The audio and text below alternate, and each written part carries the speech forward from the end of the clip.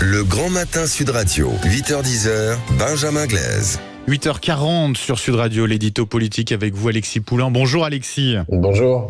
On va revenir sur ces mobilisations pro-palestiniennes dans les universités en France. La Sorbonne était occupée, elle a été évacuée par les forces de l'ordre, 88 interpellations. Ça a été le cas aussi, évacuation pour Sciences Po. Est-ce qu'on ne serait pas, Alexis, sur le début de la fin de ce mouvement ? Alors je ne sais pas, on est sur le début du commencement de la répression de ce mouvement, ça c'est clair.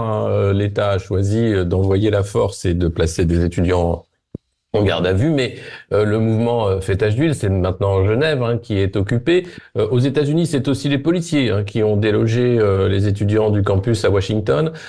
Partout, on voit qu'il y a la volonté de faire taire ces étudiants. Il y a eu la volonté aussi de les moquer, de les traiter avec une condescendance assez terrible, alors que ces étudiants ne font qu'une chose. Ils dénoncent les crimes contre l'humanité, les crimes de guerre qu'il y a à Gaza, parce qu'ils n'en peuvent plus de voir des enfants massacrés quotidiennement. Et ils n'oublient pas, contrairement à ce que dit Sophia Aram, les otages qui sont aux mains du Hamas et ce qui s'est passé le 7 octobre qui relève aussi, là encore, de crimes de guerre et d'actes terroristes. Donc attention à ne pas faire d'amalgame, à ne pas prendre aussi un combat pour un autre, parce que si vous êtes étudiant et de plus à Sciences Po, il est normal que vous défendiez le droit international. Et ce qui manque aujourd'hui, c'est des voix qui s'élèvent pour défendre le droit international et dire non.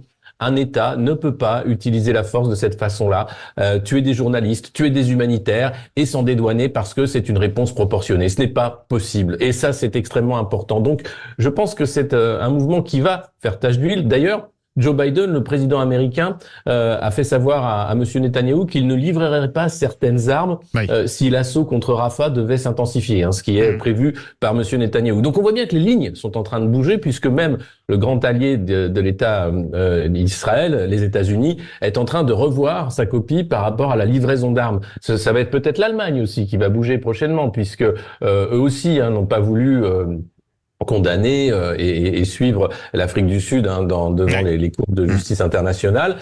Mais aujourd'hui, on peut dire que grâce à la mobilisation mondiale, et pas seulement des étudiants, mais en partie des étudiants et des étudiants en sciences politiques et ailleurs, eh bien les lignes ont bougé, et surtout, là où c'est important, à Washington. Maintenant, la France, c'est une question en suspens. Que peut faire la France? Pas grand-chose finalement.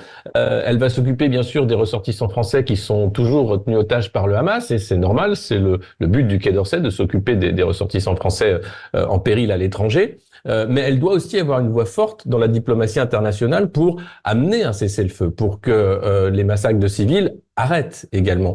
Donc tout ça, maintenant, c'est dans ces semaines-là que ça va jouer, et je pense que contrairement à ce que diraient de nombreux détracteurs des étudiants, le mouvement des étudiants a pesé dans la balance pour que, en ce moment, il y ait des tractations peut-être au téléphone, et qu'un cessez-le-feu puisse enfin voir le jour pour qu'on arrête d'avoir ces images horribles au quotidien.